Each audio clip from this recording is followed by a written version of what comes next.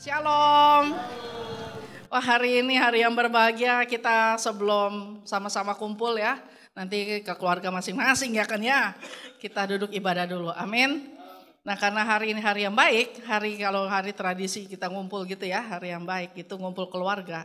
Saya juga mau menyampaikan pesan Tuhan ya, isi hati Tuhan mengenai keluarga. Amin.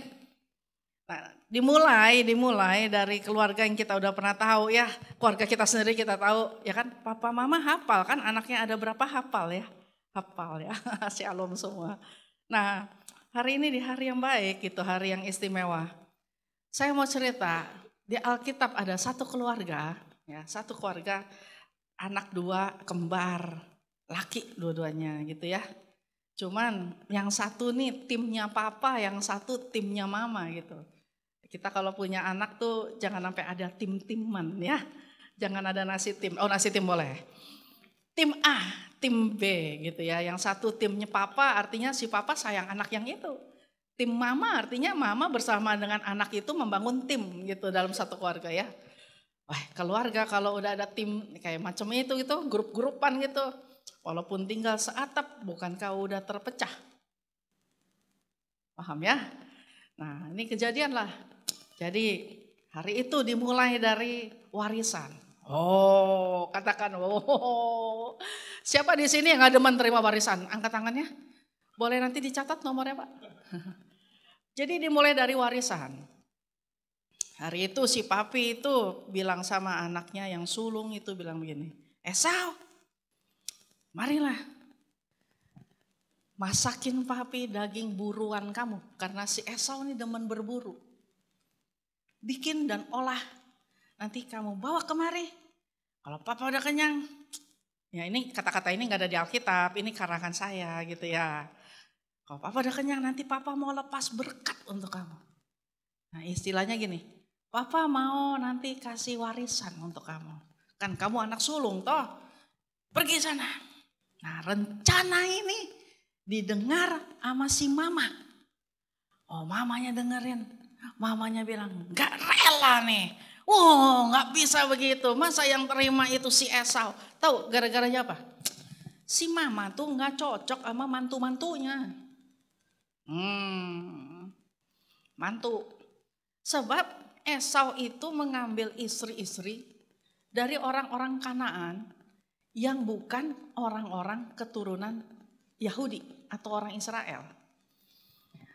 Mantu-mantunya ini mendukakan hati baik si Ribka ini istrinya si Ishak. Jadi mereka berpikir Esau ini salah kawin gitu ya. Tapi ya gimana ya, anak kalau udah mau kawin gitu kan nggak peduli nasihat ya. Cinta tuh buta gitu ya. Buat yang belum nikah tuh kalau mama papa kasih nasihat dengerin loh. Yang belum nikah katakan amin. Untung dikit. Lalu apa yang terjadi? Waktu akhirnya si papa suruh seperti itu, Ribka si mama juga gak mau kehilangan kesempatan itu. Dia panggil anaknya, siapa namanya? Yakub. Pada baca Alkitab, puji Tuhan ya. Dipanggil Yakub, Yakub sini. Kamu pergi gitu ke kandang kita tuh, kamu ambil satu domba lalu kami akan olah, kamu pergi ke papi mau bagi-bagi warisan. Wah itu kan jatahnya si abang. Udah kamu dengerin aja. Tahu kenapa? Kenapa Ribka gak mau warisan itu turun kepada Esau? Karena dia gak mau warisan keluarga itu jatuh ke tangan mantu. Dia gak mau tangan mantu atau harta keluarga itu tercurah ke keluarganya Esau. Karena Esau dianggap tuh mantu-mantunya tuh orang luar. Jadi Ribka bilang, sini. Kamu aja yang terima. Dia pikir, kenapa gak anak saya ini aja? Nanti anak saya ini akan saya nikahkan sama orang Yahudi asli. Jadi kamu menyamar jadi abang kamu. Dibuatlah skenario. Wah keren ya. Drama Korea gak ada apa-apanya tuh waktu itu ya. Itu paling keren loh. Udah ada konflik macam itu loh. Jadi si anak tuh ditaruh bulu gitu ya. Dipakein baju abangnya. Dia bawa masakan mamanya, lalu dia bilang gini, papa. Oh si papa langsung ini, siapa? Kata papanya, Ini aku Esau, kata Yakub begitu. Oh, kalau dari suara itu suara Yakub. Coba sini. Sini mendekatlah nak, biar ku cium. Lalu waktu dipegang, itu diraba, memang berbulu. Karena sekalipun kembar, lucunya si abang itu badannya berbulu dan warna kulitnya merah. Karena keseringan itu tuh main di matahari, kan dia senang berburu. Dari kecil pun begitu lahir Alkitab tulis gini, badannya berbulu dan kulitnya kemerah-merahan. Sementara Yakub itu badannya licin, karena mungkin nih anak rumahan. Makanya mama sayang loh sama anak-anak yang seneng di rumah ya. Dengar-dengaran sama mama, sini bantuin mama. Mama mau perlu apa lagi mama, mau dibawain apa mama, mau dibersihin apa. Itu mama seneng banget. Katakan amin, mami amin. Nah nih mumpung pada dengar ya. Jadi akhirnya datanglah dia, lalu papanya pegang dan papanya cium. Dia bilang gini, kalau dari bau, ini baunya si Esau. Walaupun bapaknya buta, karena Ishak udah lamur matanya. Bapaknya mulai percaya, oh ini anakku si Esau. Lalu dia makan. Dan dilepaskanlah berkat. Biarlah kiranya tanah yang berembun, yang gemuk, yang menghasilkan seluruh aset kita yang bergerak dan tidak bergerak. Ternak-ternak kita, orang-orang yang kita pegang, semua hal-hal yang terbaik itu jadi milik kamu. Terima gitu ya istilahnya. Yes, keluar dia. Rencana berhasil. Lalu datanglah si Esau, dia pulang. Papinya nanya, siapa? Ini aku papi Esau. Tadi itu Esau udah datang, ini Esau yang mana lagi? Anakmu lah papi, coba mendekat. Lalu papinya tuh baru enggak loh. Ini bukan sih, yang tadi itu, yang ini. Bingung dia. Aduh, papinya tuh bilang, aduh, papi. Pertanyaan anaknya gini, papi, ini aku Esau. Betul, tapi aku sudah memberkati adikmu sehingga warisan itu udah papa kasih sama adik kamu. Itu si papa pun terkejut banget. Sampai si papa itu tuh di Alkitab tulis ada kata begini ya, terkejutlah Ishak. Karena masalah pemberian warisan itu bukan hal yang sepele. Sebab yang diberikan melalui warisan itu bukan harta bergeraknya itu doang. Ada satu covenant antara Abraham dengan Allah, lalu Abraham teruskan kepada Ishak. Nah ini yang menjadi masalahnya, mattersnya tuh di sini. Bukan tentang berapa yang bergerak, berapa tidak bergerak, aset kita di mana, deposito kita berapa, bukan itu. Tetapi ada satu janji turun-temurun antara Allah, coba ngomong gini, Allah, Tuhan dengan dia gitu loh. Jadi kayak ada kesalahan gitu dan itu bikin dia terkejut. Itu ya kalau dibanding Bapak Ibu salah transfer itu gak ada apa-apanya, paham ya. Walaupun terkejut, ya salah transfer gitu ya. Itu gak ada apa-apanya, paham. Karena berkat covenant ini yang diberikan, itu bicara tentang berkat ya, legitimasi dan berkat penyertaan. Tahu artinya berkat legitimasi itu begini kawanku. Kalau kamu masuk istana presiden, kamu pakai badge ya, artinya kamu punya all access. Dengan ini aja kamu masuk istana presiden, tiap pintu gak ada yang tertutup untuk kamu. Paham ya? Ditambah penyertaan. Bapak presiden jalan di samping kamu loh. Kamu udah punya badge, Bapak presiden jalan. Kamu gak cuma dibukain pintu, semua orang taruh hormat begitu. Itu berkat covenantnya. Di muka bumi, dimanapun kamu pergi dan melangkah, semua tanah terbuka untuk kamu. Itu berkatnya yang diturunkan Tuhan kepada keturunan Abraham. Lalu berteriaklah, meraung-raunglah Esau dan berkata, berkatilah aku juga Bapa. Dia sampai nangis begitu. Karena dia dengar semua yang terbaik itu udah diserahkan sama adiknya. Ada di sini yang ngalamin? Semua yang bagus-bagus udah diambil sama anak-anak yang lain. Ketinggalan sama saya di sini cuman berkat warisan yang nggak ada artinya, gitu ya. Lalu berserulah Esau, berkatilah aku juga Bapak. Karena adikku Yakub itu sudah menipu aku 2 kali. Kok 2 kali? Yang pertama itu yang ditipu menurut Esau berkat kesulungan. Ceritanya Esau baru pulang dari Padang. Lalu dia lapar haus, dia lihat adiknya tuh lagi masak sop kacang merah, bukan brenebon, bukan ya. Sop kacang merah kalau menurut tradisi Yahudi itu dibuat dari lentil, kecil-kecil gitu, kecil-kecil. Kayak kacang hijau kecil, keping-keping. Biasanya itu dimasak kalau orang tuh lagi ada masa perkabungan. Nah, waktu mereka lagi makan itu, Esau datang dari Padang ngeliat adiknya lagi masak. Nah, perlu diketahuin begini ya. Adiknya yang nama Yakub ini punya obsesi dari dalam kandungan. Oh, hebat loh. Ya, kalau kita punya anak ya segitu determine banget tuh, itu luar biasa.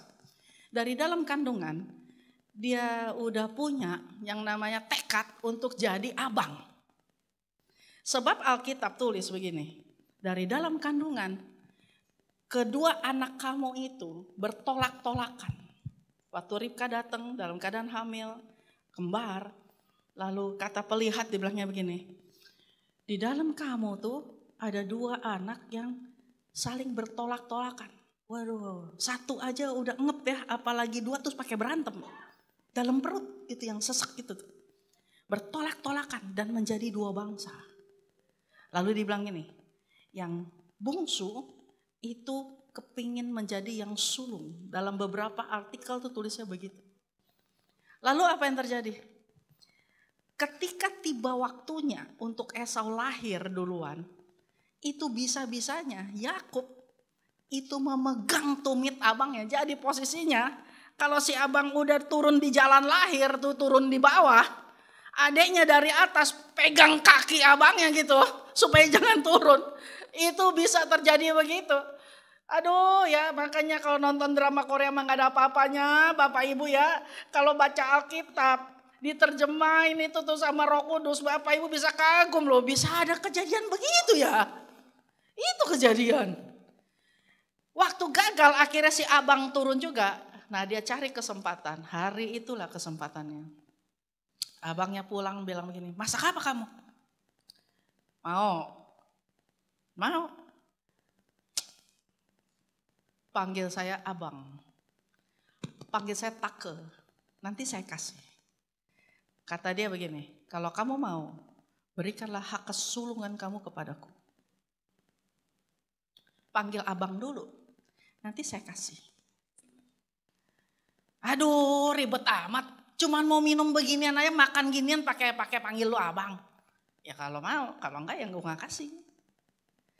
Lalu apa yang terjadi? Esau bilang begini, ya udahlah cepetan dah, ribet amat lu. Abang, toh nanti ya gini ya. Toh hidup gue juga pendek ya, hidup di dunia itu kan pendek ya. Sebentar lagi juga kita mati, apalah gunanya hak kesulungan itu. Tahu itu artinya di depan Tuhan, di hadapan Tuhan. Esau ngomong begini, apalah artinya barang berharga ini, apa? Gak guna, paham? Kalau kita kasih sesuatu ya yang berharga, dilepeh sama orang lain, tersinggung apa enggak? Ini Tuhan nih kasih hak covenant itu. Dia bilangin, apa gunanya? Nanti aku juga mati. Ambil aja buat lo. Demi semangkuk kacang merah. Maka Alkitab bilang begini, janganlah ada seorang pun yang memiliki nafsu serendah Esau. Yang dimaksud, lalu ditulis di ayat sambungannya, dimaksud yaitu percabulan dan perzinahan. Tahu kenapa?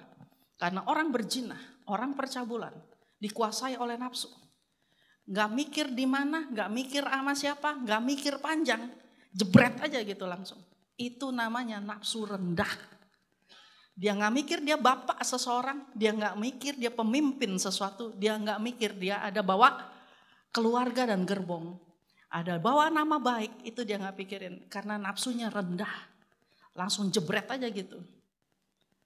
Nah lalu ketika dia mendengar haknya dia itu hilang, ditambah warisannya dia juga hilang.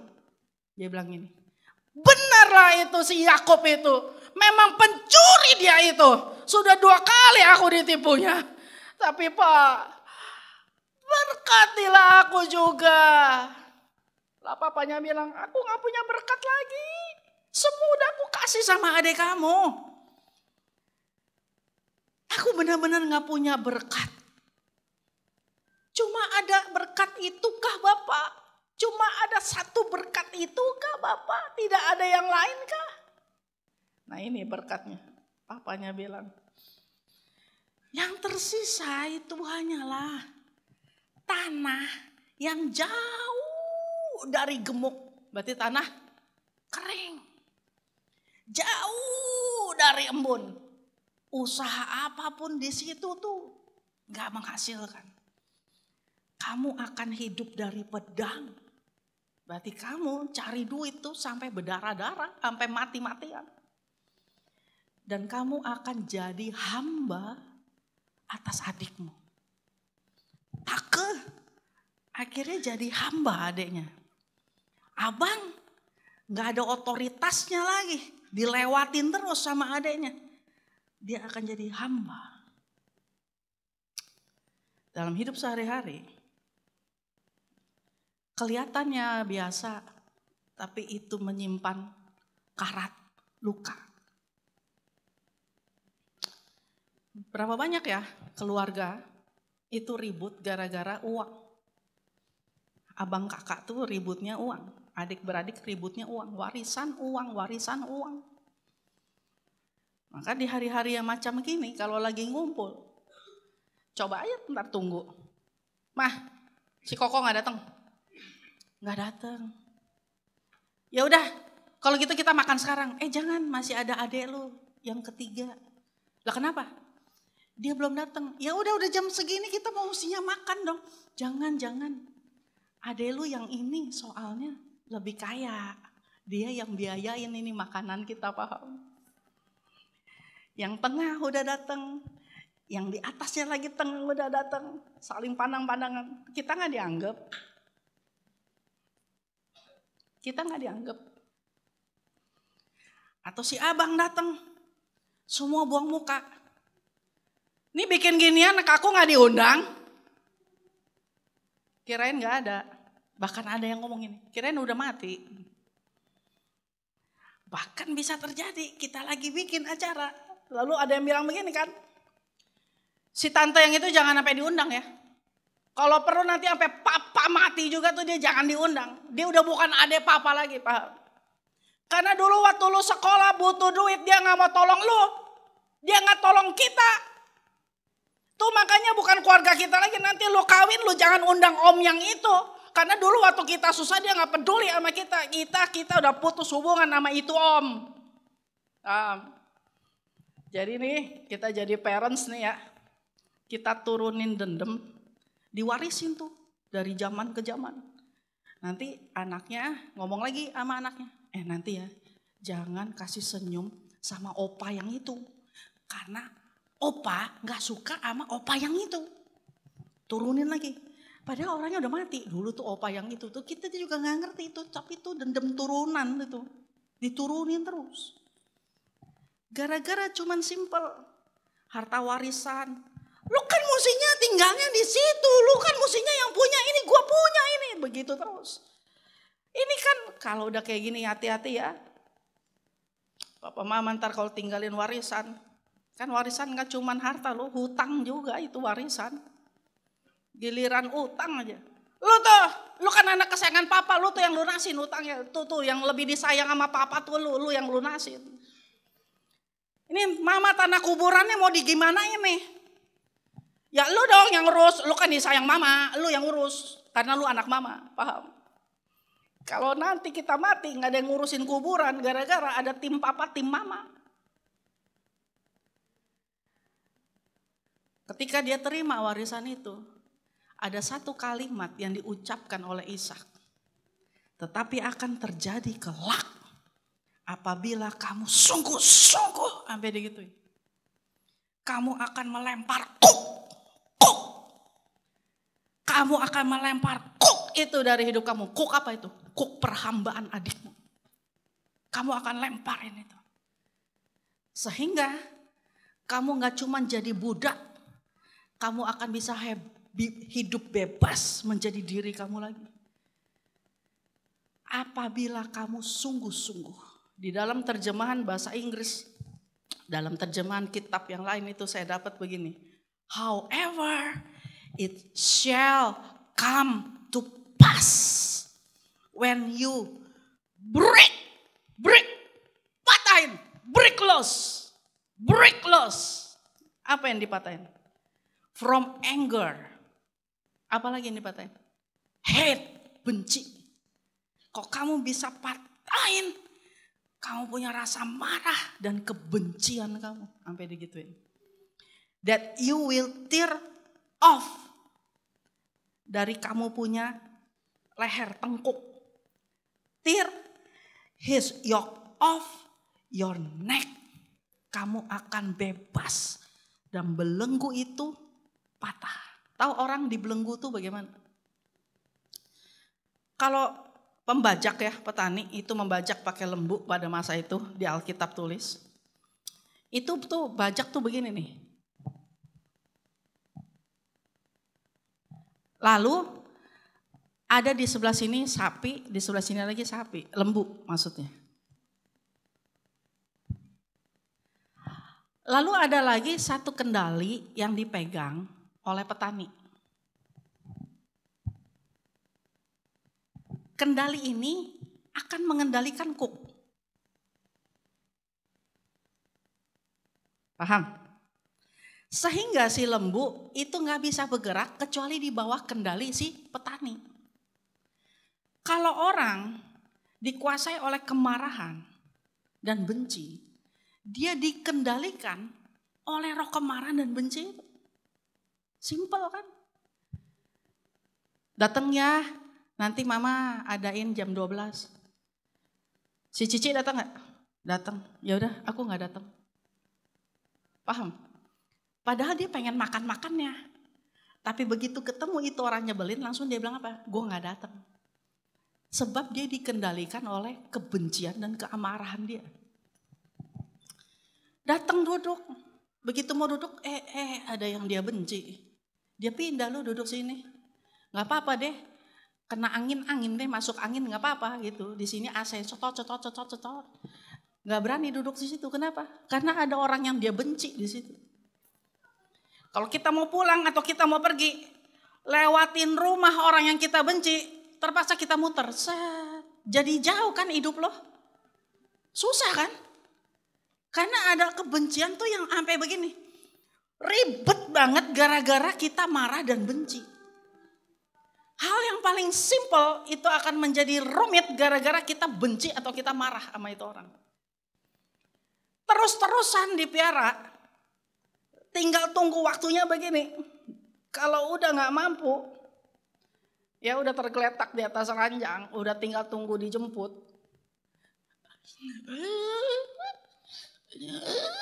Napas saya udah susah, baru mau ngampunin.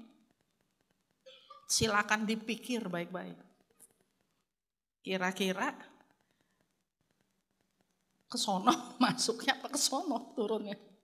Maaf ya, sungguh loh saya ngomong ini. So apa yang terjadi? Waktu papanya bilang, if you break loss, kok kamu lepasin kemarahan kamu dan kebencian kamu. Semua yang duduk di sini pasti ngomong, lu nggak tahu betapa nyebelinnya itu bapak gua, engkong gua, engko gua, enci gua, ade gua. I know.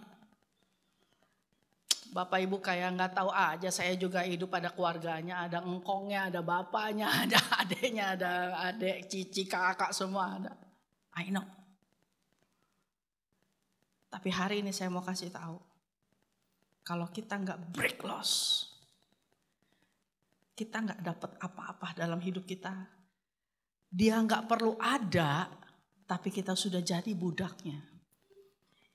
Waktu terjadi, Yakub dengar abangnya mau marah, mamanya bilang, sana kamu pergi ke Laban. Abang saya Laban, kamu pergi cari istri di rumah Laban. Dan jangan balik sini, nanti kamu dibunuh sama abang kamu. Lihat, gara-gara warisan itu rumah terpecah. Itu keluarga terpecah. Anak dari dalam rumah dikeluarin.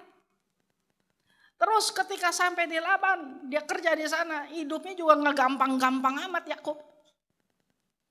Dia mesti kerja 7 tahun 2 kali. Pengen kawin sama si Rahel, dikasihnya si Lea. Kerja lagi dia 7 tahun lagi. Ketipu sendiri dia sama mertua. Belum gajinya dimain-mainin sama mertua. Dalam keadaan seperti itu dia pergi. Di sini Esau terima tanah kering. Dia terima tuh tanah-tanah yang tidak menghasilkan. Dia terima tuh pabrik-pabrik yang reot. Dia terima ruko-ruko yang gak pernah dilewatin pembeli. Dia terima tuh perusahaan-perusahaan kering yang udah mau bangkrut. Dia terima itu semua. Apartemen yang gak laku dijual. Dalam keadaan marah. Itu Esau pasti lagi cangkul sawahnya, cangkul tanahnya. Oh, dia pasti teriak, ini gara-gara Yakub. Oh, dia marah banget, dia cangkul lagi. Karena kering. Kering. Marah dia. Yakubnya jauh di ujung sono. Tapi dia sudah diperbudak dengan mengerjakan tanah itu. Seperti seorang budak. Cara dia cari makan. Cara dia bekerja. Cara dia menghasilkan hidup. Dia adalah budak dari adiknya. Budak akibat kemarahan dia. Budak. Berkat yang dihasilkan dari kemarahan. Itu cuman habisnya begini. Si abang beli apa? Kita juga beli. Si Cici beli di mana apartemennya? Nah, kita beli di situ. Atau kalau kita nggak sanggup beli, kita cuma ngomong begini. Biar mati tuh makan tuh berkat, biar angus udah gitu doang. Isinya cuma maki-makian. Berkat yang kita makan untuk hidup kita dari kemarahan dan kebencian kita. Hasilnya bisa sekolahin anak. Lalu bangganya apa? Dari hasil kemarahan, dari hasil persaingan, dari hasil korupsi, dari hasil kebencian. Bangganya apa? Saya tanya papa mama, bangganya apa? Bangganya apa? Selesai. Dia dalam keadaan marah. Dia ingat ini ayat ini. If you break loose. Tahu artinya break loose itu apa? Bebasin diri, lepasin nih, lepasin sungguh-sungguh niat ini, lepasin gitu loh. Orang kalau lagi marah ya, saya kasih tahu loh kawan-kawanku. Saya itu juga ngalamin loh, bukan gak ngalamin. Maka kalau dalam keadaan kayak gini, itu kita benar-benar sungguh-sungguh sampai dibilang gitu tuh. Artinya gini, niatin loh. Diniatin untuk baikan. Jangan tunggu udah gak berdaya diranjang. Atau jangan sampai dia udah mati, ya udah mau bayan mati gimana sih. Coba jangan begitu. Coba ya benar-benar niatin. Kalau mau dipuasain, puasain. Yang saya omong ini yang saya alamin. Datengin. Mau dibuang kek, mukanya mau ditendang kek. Datengin. Kok maafin saya. Enggak. Datang lagi besok. Terus aja doain. 4 tahun saya lakukan itu. Doa puasa, doa puasa. Kok boleh ketemu kok? Enggak. Ya datanginnya terus. Hari ini. Nanti malam saya bareng-bareng itu ketemu. Paham? Niatin. Sebab kita tidak mau hidup di bawah perbudakan siapapun. Tidak mau. Waktu Esau tangkap ini. Sungguh-sungguh. 20 tahun kemudian. Yakub bilang begini. Balik yuk. Saya mau bawa kamu semua pulang ke rumah papa. Tapi dia takut karena dia begini, gue punya dosa sama abang gue. Walaupun dia kaya, tapi susah payah juga dia di situ. Susah payah juga dia. Dia mau pulang, abangnya dengar. Oh, adik gue mau pulang tuh. Dia bawa 400 orang untuk menjemput adiknya. Nah itu, orang kalau jauh ya salah pahamnya gede. Maksudnya Esau bawa 400 tuh bukan mau dibantai habis tuh keluarga. Bagus dia pulang, bantai, bukan begitu.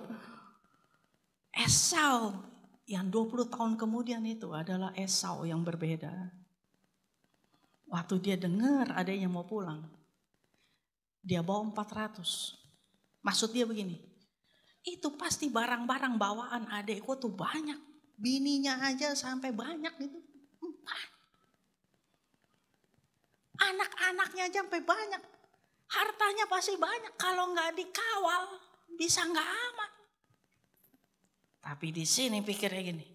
Wah, habis nih gue dibantai nih, gue dibunuh nih. Bisa jadi dia pasang strategi. Istri yang paling dia sayang, si Rahel. Sama anaknya si Yusuf taruh paling belakang. Grup yang kedua, istri yang dia nggak cinta tapi dipaksa kawin itu si Lea itu. Sama anak-anaknya taruh bagian kedua. Bagian depan, nah ini nih. Anak-anak sama istri-istri yang gue gak sayang taruh depan. Jadi kalau mati ini duluan gitu ya. Nah dia jalan di mana? Dia jalan paling depan. Waktu dia jalan paling depan dia siapin sesajen. Dalam tanda kutip semacam upeti.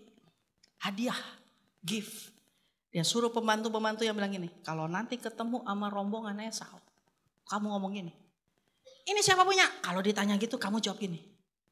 Ini punya Tuhanku. Gitu ya ngomongnya. Ini punyanya dia loh. Kamu bilang ya gitu ya. Siapa? Jadi udah ada upetinya tuh. Esau ketemu. Ini siapa punya? Ini milik Tuhanku. Ya, sesuai dengan passwordnya kan begitu yang disuruh. Waktu ketemu. Nah ini. Waktu Esau melihat rombongan Yakub. Yakub juga lihat. Wah. Ini dia nih, teneneng ya. Hari yang dinantikan tiba. Tapi dia udah lihat anaknya di sono aman. Yang ini yang nemenin mati dah udah. Udah takut ya. Sebelum dia sampai pada abangnya.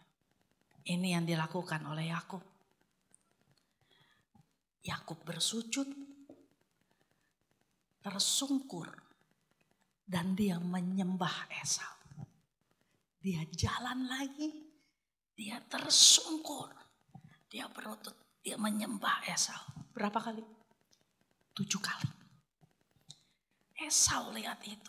Esau lari. Aduh dia pikir mati nih. Kok mati nih. Esau peluk. Bertangis-tangisan sama mereka. Berangkul-rangkulan. Mereka berpelukan. Wow, Esau 20 tahun yang lalu marah-marah.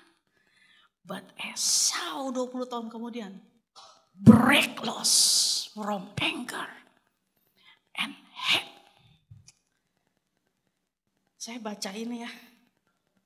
Dan saya khotbahin ini. Saya sering salut dan kagum. Kalau Esau dalam Alkitab Tuhan tuh sampai bilang begini nih. Aku tidak menginginkan Esau, tetapi aku menginginkan Yakub. Kenapa? Karena Esau hidupnya tuh begitu, memang jauh di luar kasih karunia Tuhan.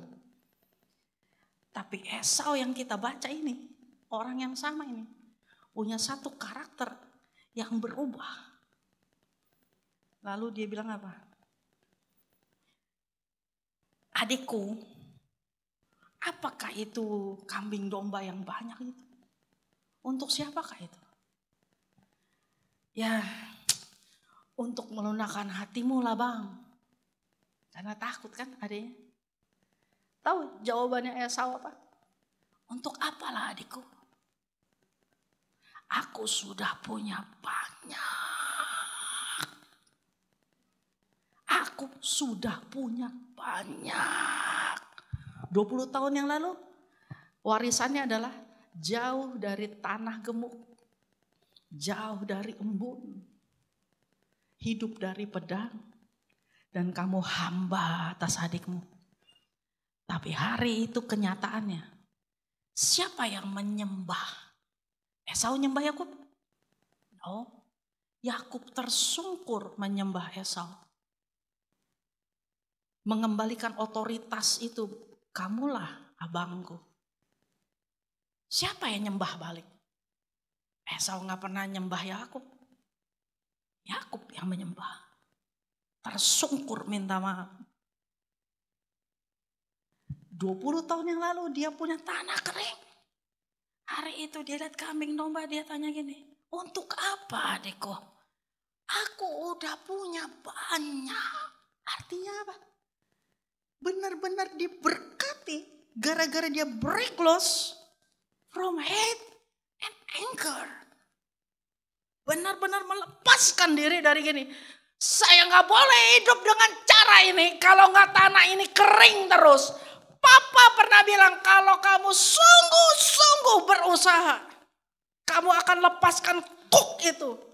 Pertama-tama saya harus lepas dulu dari kebencian saya dan kemarahan saya. Dan dia nikmatin itu tanah yang begitu bagus. Satu ayat, Kejadian 36 sampai 6 ayat 7. Waktu itu Esau ngomong sama Yakub begini, adikku, aku akan pindah. Aku beserta keluargaku dan seluruh harta. Dia tahu nih. Dia tahu kok. Sebab tanah itu pun termasuk tanah adiknya, bukan? Hanya bedanya di tanah itu adiknya dapat bagian yang bagus, dia bagian yang jelek. Lalu mereka bilang begini, saya akan pindah ke area timur dan biar kamu dan keluargamu menetap di sini.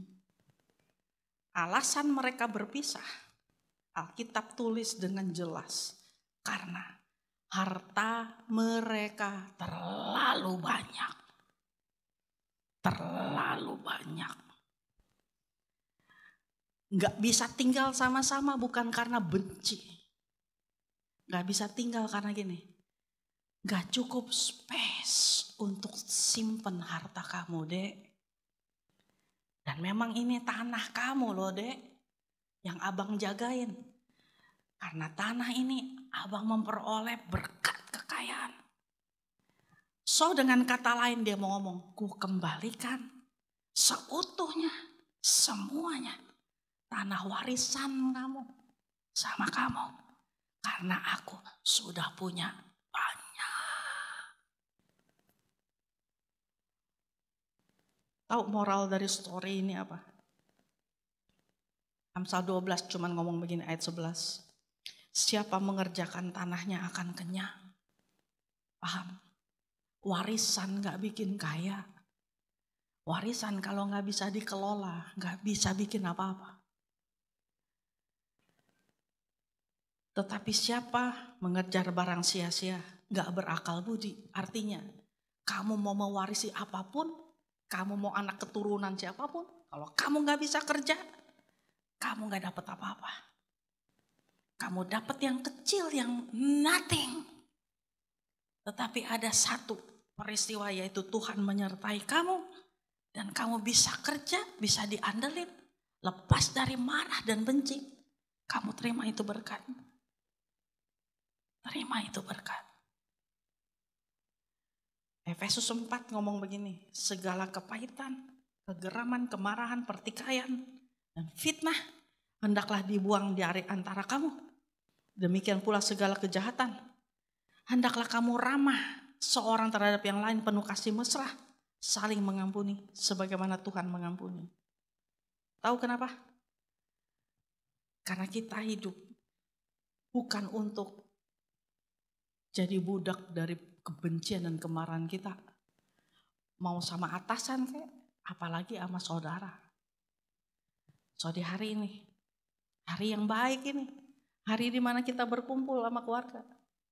Kalau nanti ketemu sama orang yang mungkin udah tahunan kita nggak ngomong, ayolah, lembutkan hatimu, ulurkan tangan, dan ngomong begini, halo, apa kabar? Kalau berani melangkah lebih jauh, maafin saya ya, mumpung ada kesempatan. Amin. Mari kita tutup mata kita.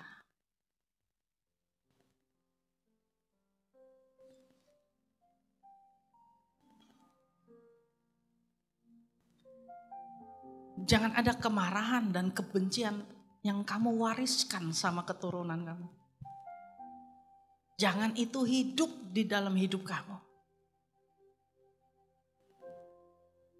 Setiap orang punya berkat masing-masing. Tahu? Saya kasih tahu ya. Ada kemuliaan, ada kekayaan, ada kekuasaan.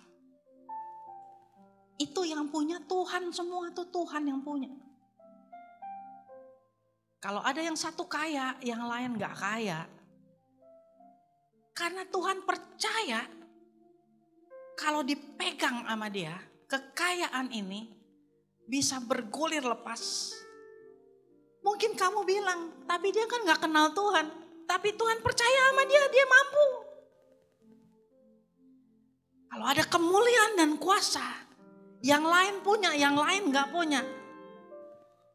Artinya Tuhan percaya sama orang itu. So kenapa kita mesti ngiri sama apa yang dipercayakan Tuhan terhadap seseorang? Bukankah Tuhan juga memberikan kepercayaannya kepada kamu? Namun bentuknya bukan seperti yang kamu mau. So kenapa harus bertahan pengen kaya, pengen kekayaan, pengen kemuliaan, pengen kekuasaan. Sementara dengan apa yang kamu punya, kamu udah bisa cukup enak, hidup bahagia, damai sejahtera. Semua orang mencari kamu, look up to you. Untuk sesuatu yang kamu gak mampu, lepaskan saja. Karena itu bukan yang Tuhan percayakan untuk kamu. Tapi ya, kamu harus lepas dari perbudakan. Saya undang kita bangkit berdiri.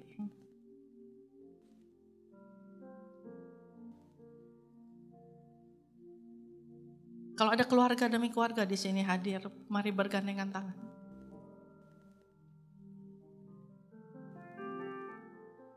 Tak kuwariskan padamu nak, kemarahan dan kebencianku. Tak kuwariskan padamu keturunanku, hal-hal yang begitu menyakitkan yang aku alami. Tak kuwariskan kepadamu hal-hal yang tidak menjadi bagian Tuhan untuk hidupmu. Papa mama, mari angkat tanganmu. Ku pegang janjimu Tuhan. Ku pegang janjimu. Takkan pernah habis setiamu. Mengalirlah Tuhan. Penuhi lagi keluargaku. Kasih setiamu, berdiamlah dan jamalah, penuhi lagi, pulihkan setiap keluarga, hubungan kakak beradik, abang adik, cici koko, papa mama, opa oma, om tante. Pulihkanlah Tuhan keluargaku, hubunganku, dan pulihkanlah, kembalikan hati yang mengasihimu, kembalikan, penuhi aku lagi, terima.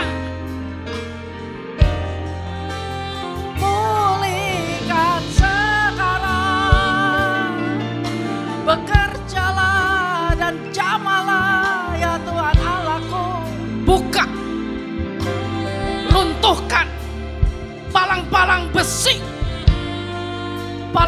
besi yang berkarat atas pintu-pintu pertobatan dan pintu maaf. Patah dalam nama Yesus. Mengalirlah sekarang kasih-Mu. Jamahlah, jamah umat-Mu. Bekerjalah Tuhan. Bekerjalah melampaui yang kami terima dan kami pikir, yang kami rasa dan yang sanggup kami buat. Terima. Gak cuman keinginan untuk berbuat, tetapi tindakan real dan nyata untuk segera lakukan.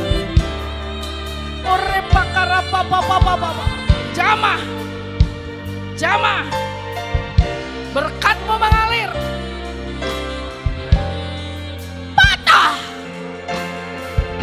Patah, belenggu kebencian, belenggu keamarah, patah, perbudakan bertahun-tahun, patah, dalam nama Tuhan Yesus.